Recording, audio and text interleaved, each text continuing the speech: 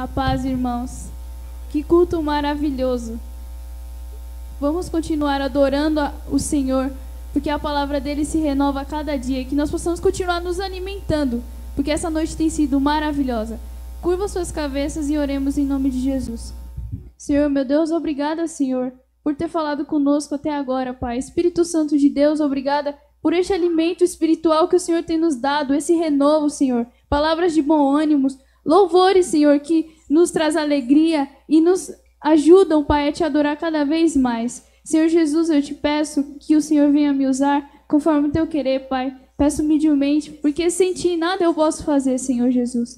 E que o Senhor venha falar com o coração de cada um, conforme o Senhor deseja, porque tudo é para ti. Se não for por causa do Senhor, por que nós estaríamos aqui, Senhor? Nós estamos aqui por causa da tua misericórdia, e nós te agradecemos por tudo, em nome de Jesus. Amém. Eu peço para os irmãos abrirem a Bíblia em Mateus 6, no versículo 24. Que está escrito assim: um escravo não pode servir a 2 donos ao mesmo tempo, pois vai rejeitar um e preferir o outro, ou será fiel a um e desprezará o outro. Vocês não podem servir a Deus e também servir ao dinheiro. E nessa parte eu parafraseio assim: vocês não podem servir a Deus e também servir ao mundo. Bom, Deus e o mundo são coisas bem contraditórias, são extremamente opostas. Mas se nós partimos do pressuposto, igual está escrito em Gênesis, que Deus criou o mundo e todas as coisas que nele há. Deus criou o mundo perfeito, um mundo sem pecado. Deus criou o mundo de uma forma gloriosa. Porém, por causa da atuação maligna e por causa do nosso pecado, agora o mundo, ele representa as coisas que não agradam a Deus. O mundo jaz no maligno. E em 1 João 2, versículo 15 ao 17, diz assim: não amem o mundo, nem as coisas que nele há. Se vocês amam o mundo, não ama Deus o Pai. Nada que é deste mundo vem do Pai. Os maus desejos da natureza, a vontade de ter o que agrada os olhos e o orgulho pelas coisas da vida, tudo isso não vem do Pai, mas vem do mundo. O mundo passa com tudo aquilo que as pessoas cobiçam. Porém, aqueles que fazem a vontade de Deus vivem para sempre. Então, eu listei algumas coisas que nos fazem refletir o que é importante, que é muito mais valioso você servir ao Senhor do que escolher as coisas do mundo. E o tema da mensagem é: eu escolho Deus. Porque em Mateus 6, ele cita que um escravo, um servo, ele não pode servir a 2 senhores. Então, nós temos que ser decisivos na nossa escolha e servir o Senhor fielmente, porque vale a pena. Olha o que está escrito no versículo 17. O mundo passa, tudo aquilo que as pessoas cobiçam também passam. Porém, aquele que faz a vontade de Deus, aquele que vive de maneira que agrada a Deus, ele sim viverá para sempre. Então, a primeira coisa é que o mundo, ele gosta de idolatria. E o que é idolatria? Idolatria é o culto que se presta a ídolos, é um amor excessivo ou admiração excessiva. Porém, eu digo que idolatria também pode ser aquilo que você gasta mais tempo. Porque a palavra do Senhor diz que onde está o teu tesouro, aí está o teu coração.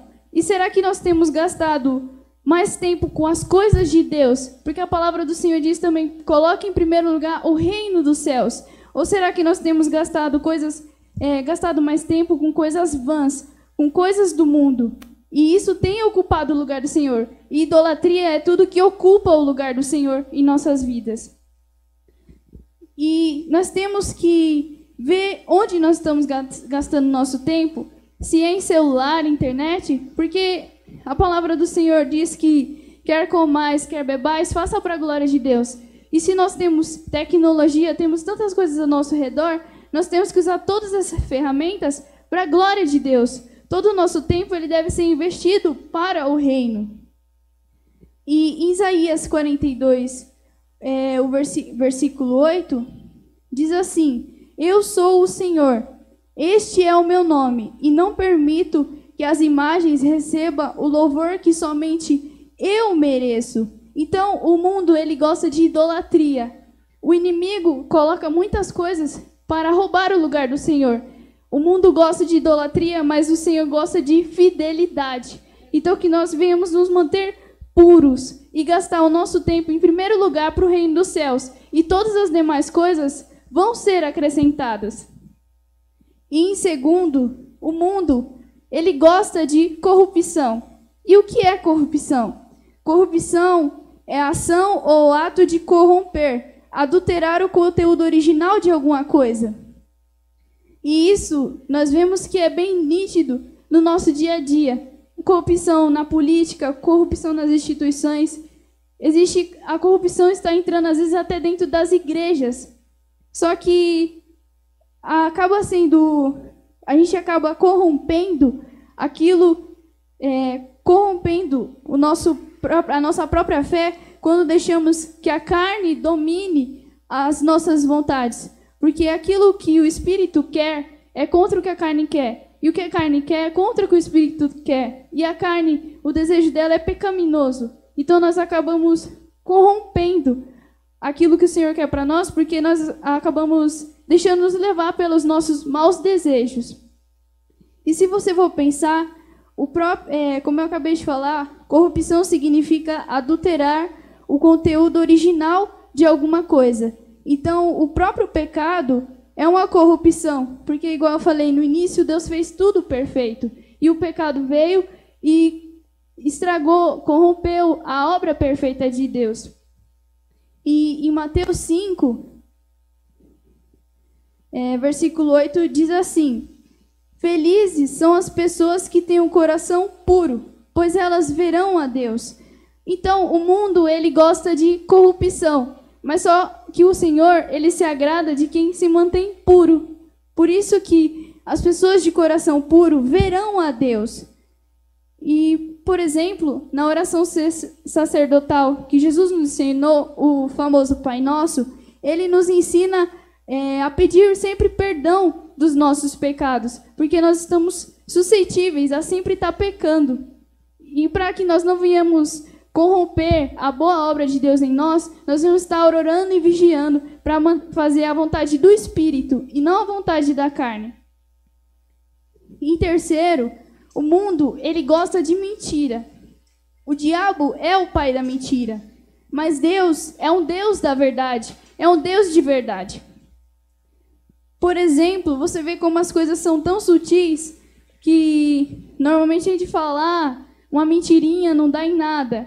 Ou então tem até o dia da mentira, que nesse dia todo mundo quer mentir e fazer pegadinhas. Você vê que como o pecado às vezes acaba entrando com a sutileza, assim, dentro da nossa casa, às vezes com os nossos irmãos menores, para quem tem filho. Esse dia até nas escolas as tias dão um desenho para pintar e até ensinam coisas. Para você ver como as armadilhas do inimigo, que é o pai da mentira, entram às vezes no nosso lar.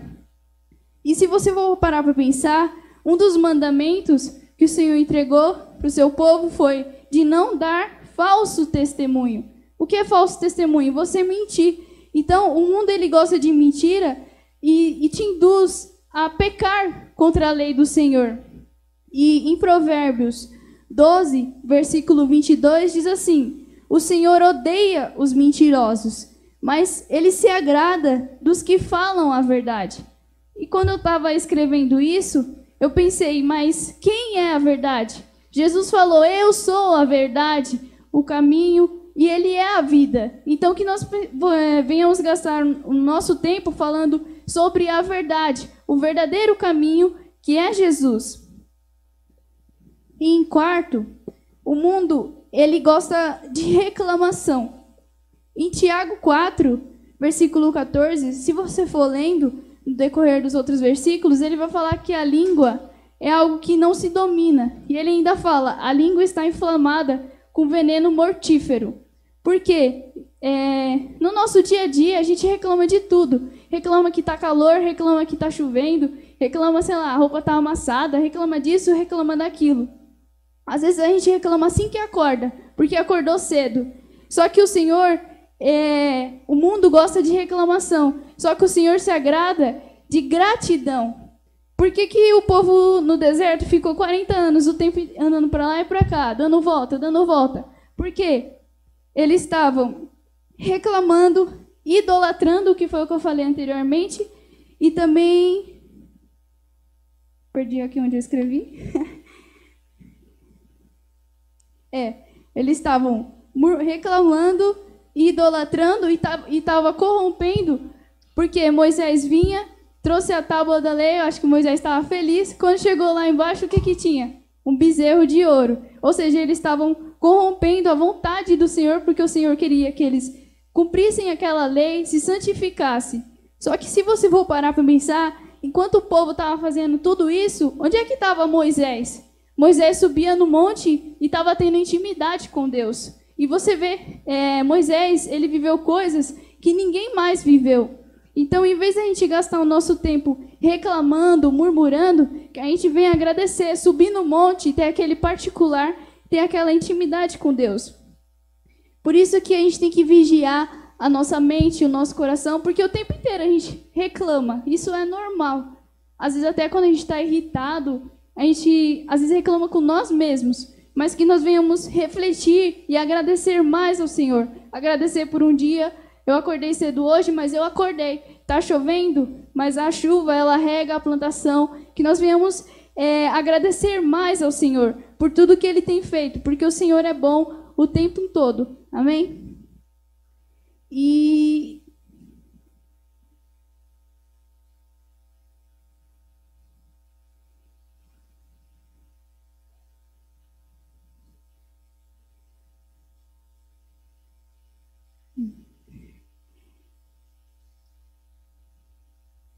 eu esqueci uma folha lá, mas deixa.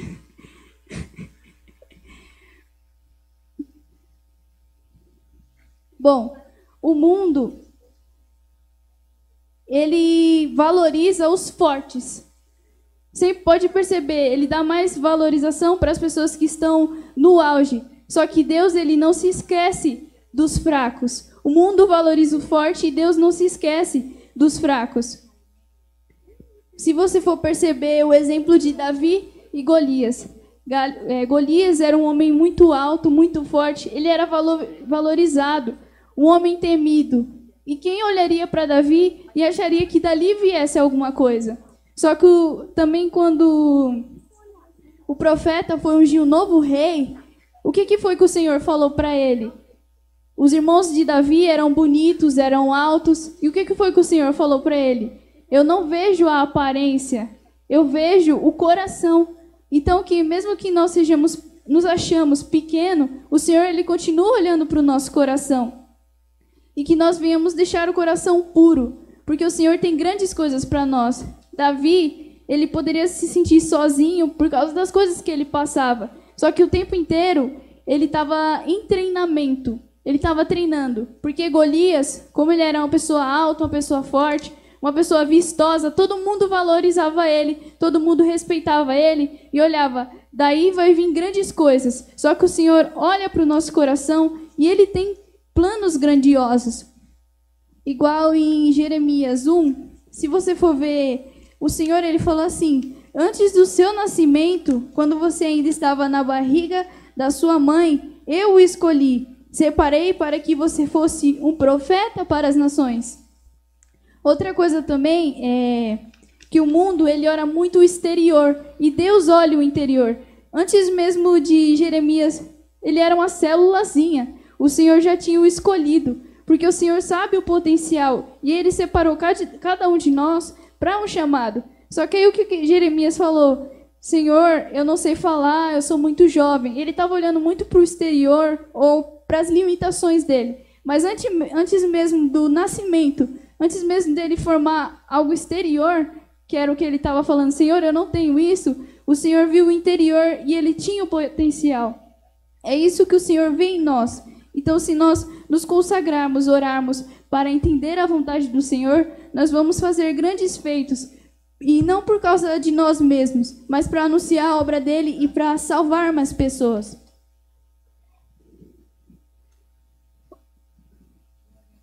Uma coisa muito nítida nos dias de hoje é que o mundo ele proporciona desigualdades. O mundo ele proporciona pobreza, proporciona crises e inúmeras outras coisas. Só que uma coisa maravilhosa que o nosso Deus proporciona é a provisão. Ele não nos deixa faltar nada.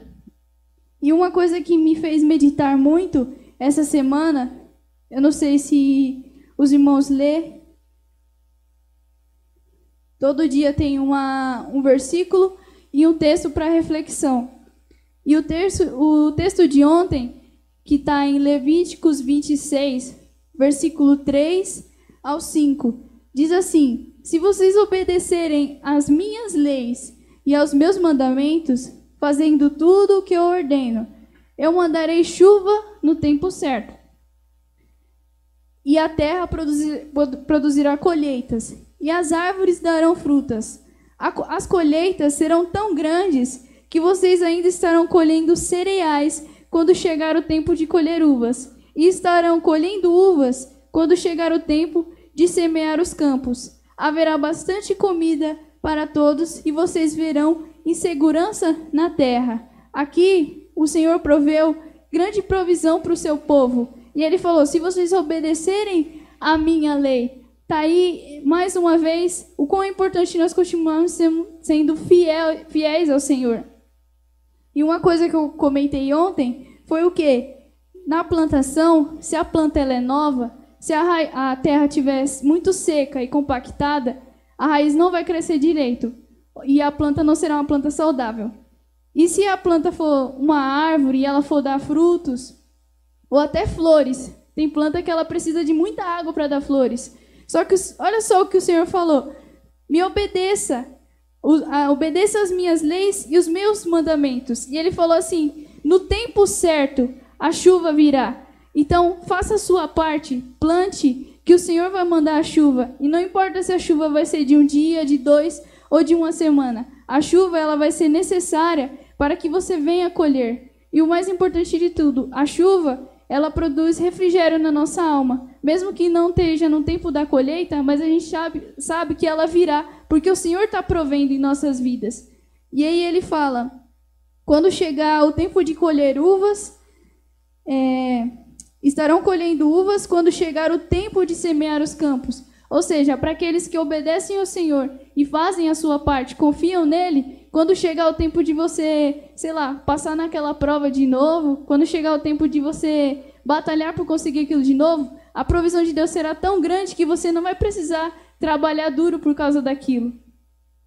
O mundo, uma coisa que eu fiquei vendo, e eu me lembro da pastora ter ensinado isso na IBD, o inimigo, ele não tem nenhuma criatividade, ele é muito copiador.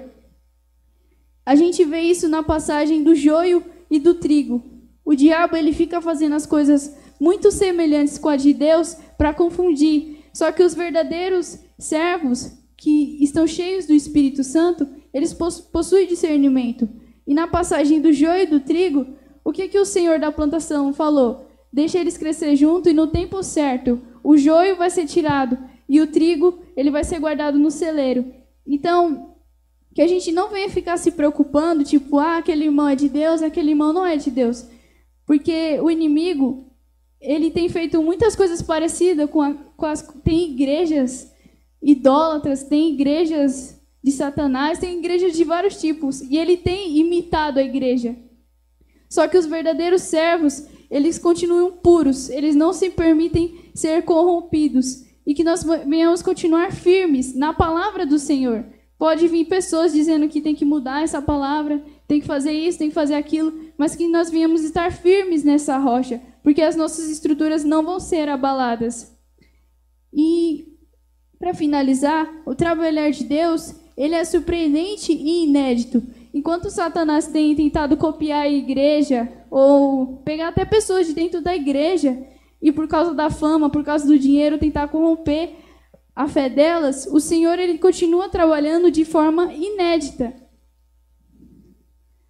E tem uma passagem que fala assim: o que o olho não viu e o que o ouvido ouviu, o que ninguém sabe que vai acontecer, o Senhor fará para aqueles que o amam. E Ele fará coisas novas para todos aqueles que creem.